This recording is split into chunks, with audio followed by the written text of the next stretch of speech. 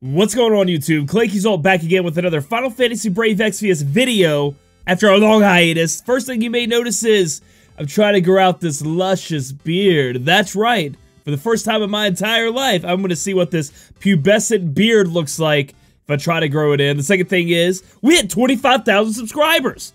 That's pretty damn good. That's a fourth of the way to my entire goal of YouTube ever, was to get to 100,000. Because then YouTube sends you this like little plaque, and I apologize if I sound sniffly because I am sick. But they send you this little plaque, put it up on your wall, so when my grandkids are like, "What the hell's YouTube, Grandpa?" I can be like, "Well, once upon a time I made videos on it," and I can show it to them. Anyway, we had 25,000 subscribers, so thank you guys so much. To show my thanks, I'm going to go ahead and hit you guys up with a $50 gift card giveaway. That could be iOS, Google Play, or Amazon, as long as I figure out how to do Amazon. I've done the other two. I can do the other two through PayPal. Amazon, we're going to have to figure that out on an adventure. But there's going to be a link in the description below. If you follow me on Twitch, you get like an entry. If you subscribe to me here on YouTube, you get an entry. If you follow me on Twitter, you get 3 entries. If you are a Twitch subscriber, you get 15 entries. So it's going to give you a lot more if you're a Twitch subscriber. But yeah, so just get into that. It's going to be for you guys, kind of like a little raffle giveaway kind of thing going on there, okay? So now let's get into the real nitty-gritty, and it's about the new banner coming out. As you can see, we're going to be going over with a wiki. Hope it's not too bad here, looking at this. And, yeah, so that's what we're going to be doing. So the first thing we're going to go over is Ruggles here. Ruggles just gets like a, you know, he goes up to 6-star. So we're going to just look at his 6-star new abilities he gets. It looks like he gets Arbitration. Decrease attack by 50% for 5 turns to all allies. Decrease attack 50% for 5 turns to all enemies. This is bad. This is a bad move. Unless this is meant to say increase attack 50%, even at that, it's a bad move. So bad move. Gaia's Protection, increase Earth resistance by 70% for all allies. We have Veritas of the Earth that can do it by 100%, and a lot of other green mages can do it by 70%, so not good either. Song of Bonds, increase magic and spirit by 80% for 3 turns while singing, so we can't do anything besides that. We have a million bards. We have Soleil. We have different people that can do that by a lot, so we don't really need that either. Looking at his other 6-star abilities he gets, increases Earth resistance HP, and then it looks like he gets some type of axe and hammer mastery along with one-handed weapon stuff. So overall, guys, Ruggles just isn't going to be there for you. Plus this Master's Hammer, the 108 Earth Hammer, is just, I haven't found a use for it yet. So that's just going to be something that we're going to go ahead and skip out on. Moving on, we have Roselia, who got her 6-star awakening. And honestly, she seems pretty good. The only problem I have is like she seems more, let's just go down and look at her. She seems more like she's going to be, I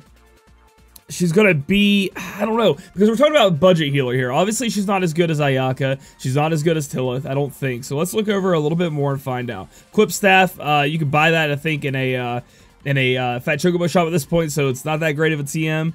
But anyway, let's move on. So we look down here, we have White, oh no, Affectionate Light. Recover 100% HP to an ally, cure all status of an ally. That's pretty good. Being able to recover 100% HP on an ally is very good on your tanks that you have over 10k, 12k, and nobody else gets hurt. Tank takes all the damage. That's really great.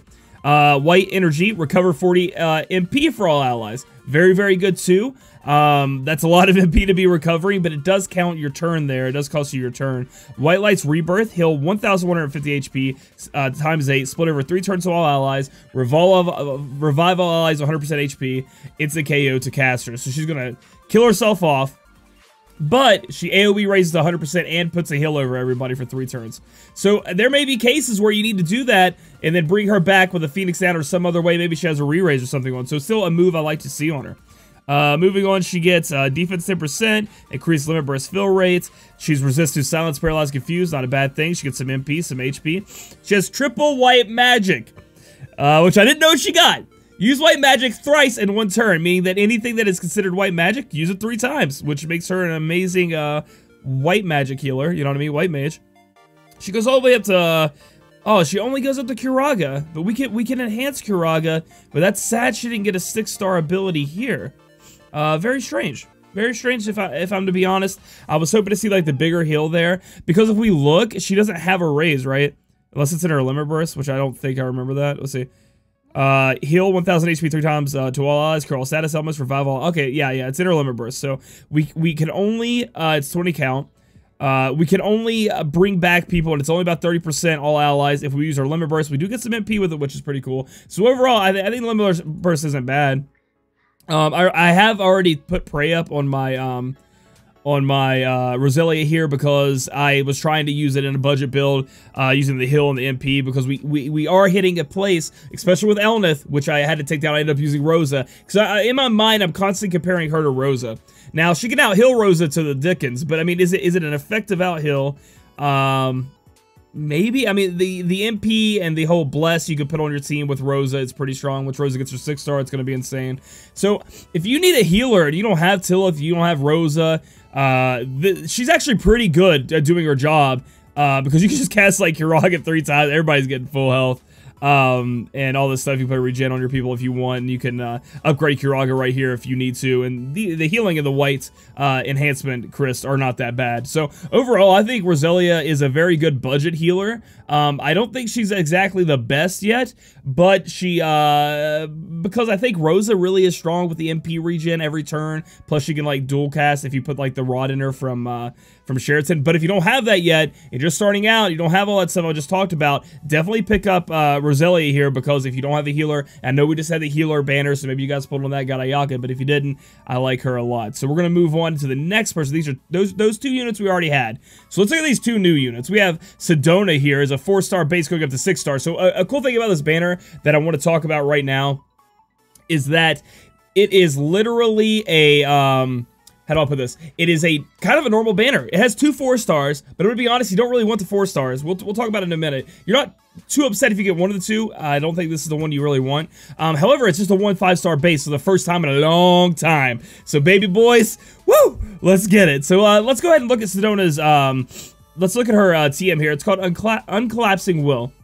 Increase attack by 48% when equipped with swords, so that could possibly go on somebody like Tidus, something like that. Increase HP 30% when equipped with a light shield. So maybe if we have someone who is going to be wielding a light shield instead of a heavy shield, I don't really know who we're going to use this on. The attack 40% does seem like a Tidus kind of thing to make sure we get his attack up as high as we can if we can fit that material on. So it's obviously not an unusable one, but not nothing to be too crazy about. It looks like Sedona is a physical attack damage person, Gladiator, and might I add, Sedona is badass looking. Look at this, look at the colors, look at the sprite. I want to see it in animation though. I want to see how cool it looks. All right, moving down to the abilities. I've gone over her a little bit. She seems very lackluster to me. You guys could maybe talk it out in the comments and let me know. She has some abilities up here. We can go down, and the first thing I look at, and I'm going over this unit, how I would, you know, if I was looking at it, I go down and look at the hits, and I'm looking for a chaining move. So I'm looking here, I'm looking at this 6 hit, the frame delay, you know, 28.99998, and then attack frames it shows off there. So she has a long delay 28 frame and then 99998, which means she's not going to have very many chaining partners. I don't think. That doesn't seem like, especially that 28 delay at the beginning. But maybe I could be wrong about that. And the 8 at the end also kind of unsyncs her from all the other 99999 chainers. And also the whole physical damage only doing 2.75 times just isn't going to be there. I know we're looking at a 4-star base, but that's not really the best thing we can do. And then we look down here. She does have Blade Temperament, but when I look at this, it's mitigate damage 30%, increase attack and defense by 60%, and enables combo contested. This is all to her. That is a her, right? I want to make sure it says female. Yes, it looks female. I just want to make sure I don't get blown up in the comments. Then we have Backstep here. Remove caster from battle for 1 turn, so kind of like hide. If you use after Backstep, so if you use Backstep after you use it for the 1 turn, you come in, you do 3 times with HP sacrifice 20% to all enemies, decrease defense 45% to 3 turns to all enemies. Now the problem I have with this is that there are so many breakers out there who can just do the 45% break, and the 3 times with the HP sacrifice 20% is garbage. So that's bad. Fire and wind physical damage 1.8 to all enemies. I mean, I guess you could use that to clear out mobs. And these other 2 up here do a little bit of damage and break by 40%. But again, we're moving on to the 45s, the 50s. We're moving up there in the break, so she's not really bringing that to the party. Physical damage combo 2 times, 1.8 times each, 3.6. Those numbers are just not big enough. We can look. She can counter. Chance to counter physical attacks 10%. When I see that 10%, this thing better like break the game if it gets procced. And it just increases her defense and spirit by 100% for 2 turns, and you're already doing that with Soleil, Ramza, Roy, whoever you have. She has it if she drops below 80%, she gets a little bit of buffs, which is not good. This is the one thing that, like, I like about her, but at the same time, it's like wasted. She has a lot of these killer abilities, but they're not really going to be doing too much for her because we can't get her attack up high enough. Again, we have this chance to counter physical attacks 5% with courage, which is just 150% bonus, which, I mean, is more than most people can buff right now. But that's just, on the defensive side, it's 5%, and this person also has to be getting hits. We go to the 10% my turn, increase attack by 100%. It's just not worth it. She has a chance to evade physical damage taken by 10%. So if you guys are out there, and then she has a 5% chance, one cut kill. Instant KO 70% or physical damage 5 times. So the 5 times is okay multiplier. Instant KO doesn't really matter to us if we're talking about fighting bosses, because if it's normal mobs, we don't really care about that, you know what I mean? Maybe in the arena you care about that. She has a 5% chance when she gets hit to 70% chance to kill somebody. That's a lot of percentages in there that aren't 100. And then we have a chance 5%. All of our percentages are so low, and the payoff aren't that big. And if we go down here, when she gets combo contestant, which you get from using blade temperament, and I think she also gets it from her limit burst. Yeah. So yeah, she gets it from her limit burst. It allows you to cast battle skills twice in one turn.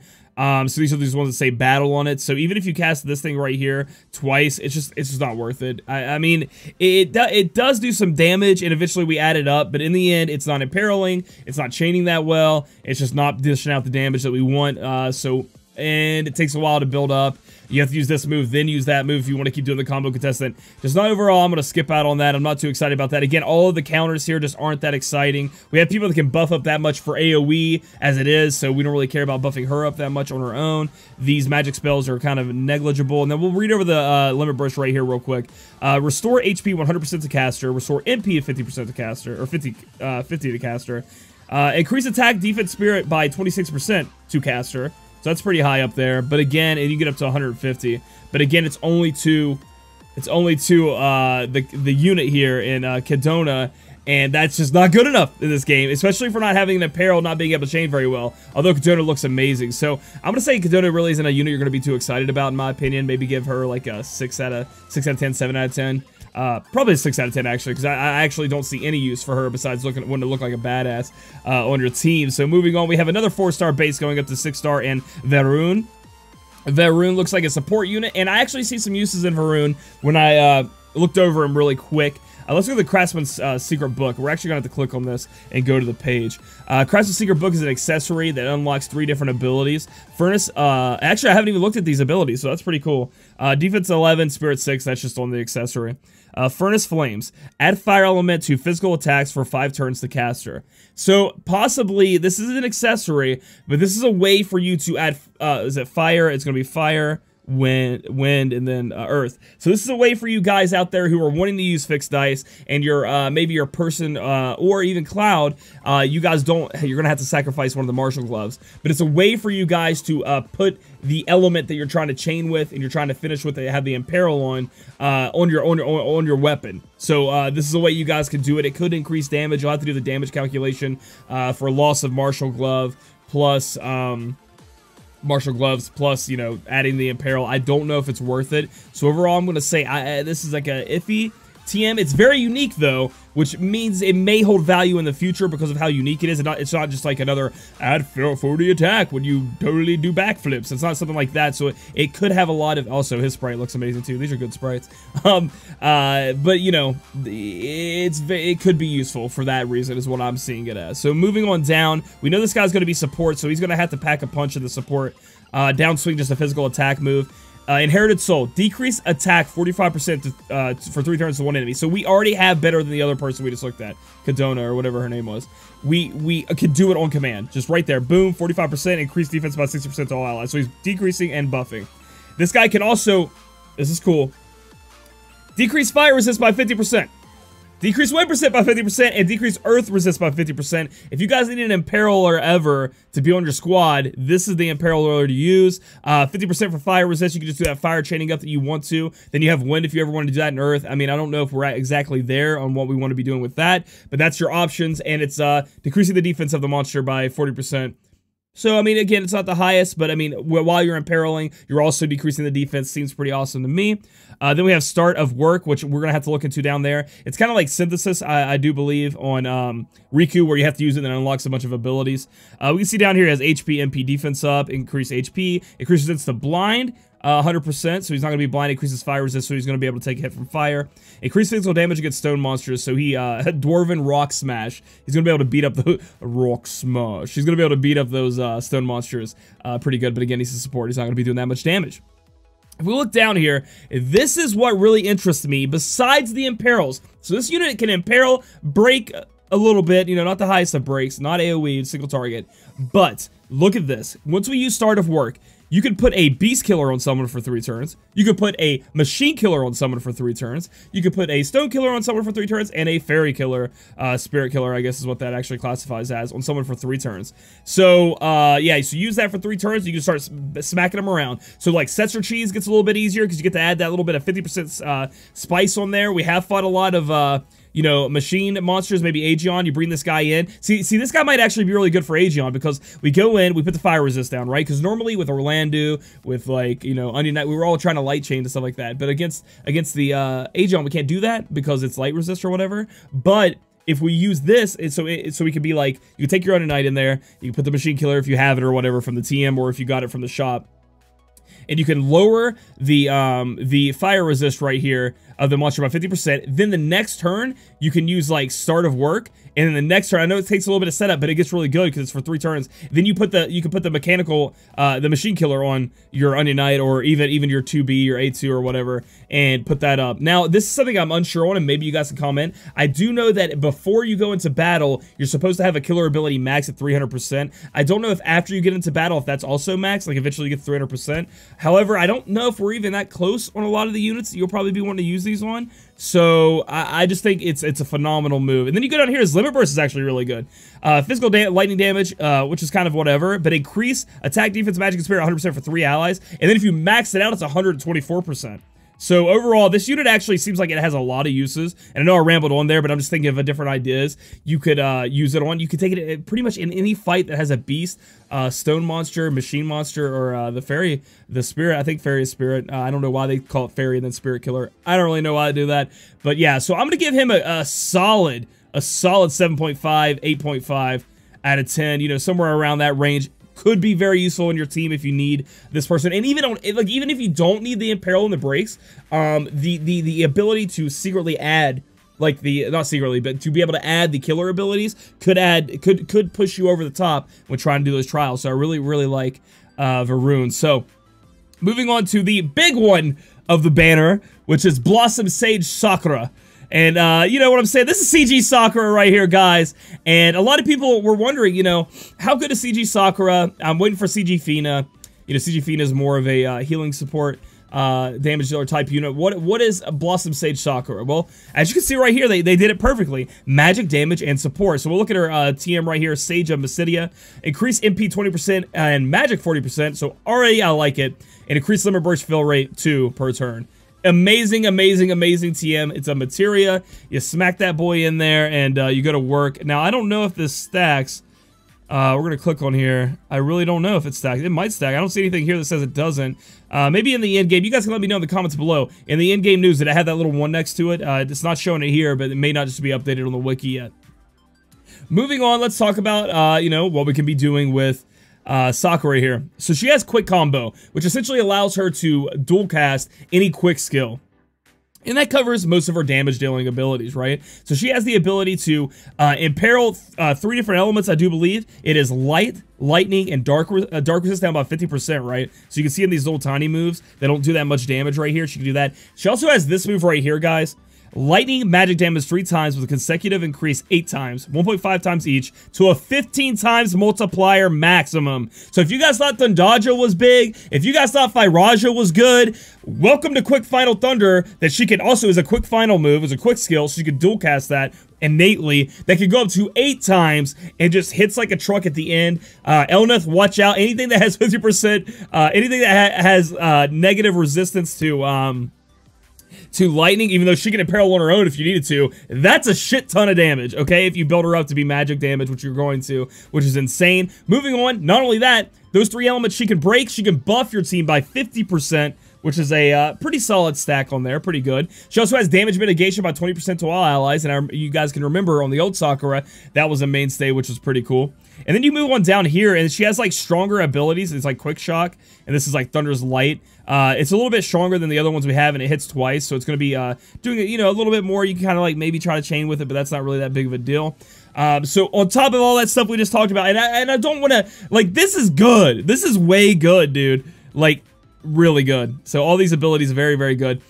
Quick offense. Increase attack 100% for 3 turns to all allies. So there you go. If you need to hurry up and you don't have time, he's got to put up everybody by 100%. You can put your magic up by 100%. So it's not defensive, but attack and magic, which is good. Increase status. Increase resistance to all status elements for 5 turns to all allies. So take this person into maybe Marlboro. Take him into Echidna. Take CG Sakura is fucking insane because she dishes the damage and she also brings the support. 5 turns. 5 turns. You just cast that on the first turn. Now, it will delay your whole quick Final Thunder build-up if that's what you're trying to do. But hell, dude, she has so much stuff. Here's another one. Like, we're not even done. Look, look, look. Quick refresh. Refresh 90 MP, split over 3 turns, so it's going to be 30 a turn, to all allies. That is insane. That is insane that she has that on top of everything else. And then she has this huge quick Rebel Intention. She has this huge hitting magic ability, so I think this is, I don't know exactly what this is going to be, the 25% I don't know off my head. I think that's, so, I don't know, somewhere around maybe like 9.5, something like that, maybe, is the end calculation there. I know I'm trying to do the quick math off the top of my head, but that is a pretty big hitting, non-elemented magic attack. And it's a quick ability, so you can dual cast it, right? Yeah. Quick skills can be turned twice. You don't have to put dual cast on her. Quick Rebel, you can boom, just use it twice. A lot of damage, and we're not even done with her. So not only does she do all the stuff we mentioned above, there is more. She can resist the silence, paralyze, and confuse 100%. She increases her magic by 30%. We need a lot of magic in there. Recover MP. She does have the auto refresh, which is good. She has built-in Rod Mastery, which is insane. That's amazing. Chance to counter by 20%. Shocking Revenge. Now this is, you have to hit by a magic attack. And with our magic, you know, Bosch and Mystere running around, you don't really want her being hit, but sometimes she could get hit. And she has a 20% chance to use Shocking Revenge, which if we look down here, can you guys see that? No, I gotta scroll down a little bit. Decrease lightning resist 100% for 3 turns. That is a hell of an imperil for lightning, like holy shit. So if she does end up proccing that, that's pretty good. Increase spirit by 30%, chance to counter by 20% energy charge, magic 20%. So it's gonna roll that twice on that magic thing, and that just recovers MP 30% to all allies. So if she is to get hit, she has a chance to give everybody MP, and then also hit the monster for 100% on that lightning resist, and make that big ass 15 times multiplier up here if you get this bad boy built up. You know, hit even harder. So that's gonna be insane, and that's not all. Her Limber Burst is literally heaven. For anybody who wants a chain, if you have a CG Sakura, you have another CG Sakura, you level up this Limber Burst. Magic damage. 14.8 times multiplier to all enemies. 40 hit, meaning you are going to literally be able to chain it up and finish with anybody. Like just, I've seen it happen. I've seen her chain things to death. Like, she is unreal when it comes to that stuff. So on top of this, she's been able to dish out the damage. She's also going to be able to support your team in ways, and with having a great TM2, and being the only 5-star base on this banner. Guys, I'm going for 100% Twitch stream tomorrow. I want all the CG units though, but I'll give you my honest opinion on Blossom Sage Sakura if I wasn't, you know, if I wasn't going for it as a well.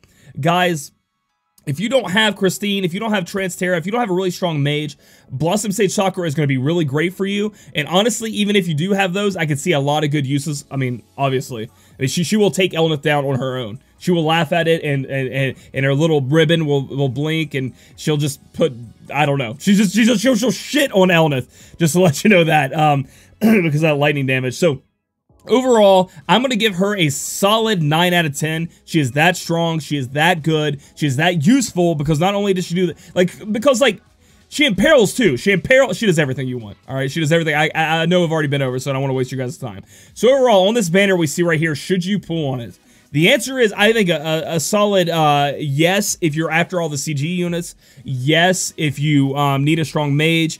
Yes, do dailies. Even the free-to-play people. It is only a 1-5. Like I have to harp on this a little bit more. It is a solid 1 5-star base banner. Okay, it's a very solid 1 5-star base banner. You're not getting super value out of the 3 stars, especially if you have a really good healer. And out of the 4 stars, I think Varun, however you want to say it. I think I've been saying it wrong the whole time. Varun. He is going to give you a lot of solid use. I think we're going to find different ways we may be able to fit him into our teams, give us that extra damage. But if you get CG Sakura, congratulations. Let me shake your hand because that is a great unit to have. You should be very excited. Very, very good. So if you guys like this video, give it a thumbs up. Comment down below how you feel about this banner and if CG Sakura is your banner. If you're saving for CG Fina, which should be next in the order, I do believe. Yeah, and then subscribe for future content. We'll catch you guys in the next video. Don't forget to get in the giveaway, guys. I want everybody to have a good chance.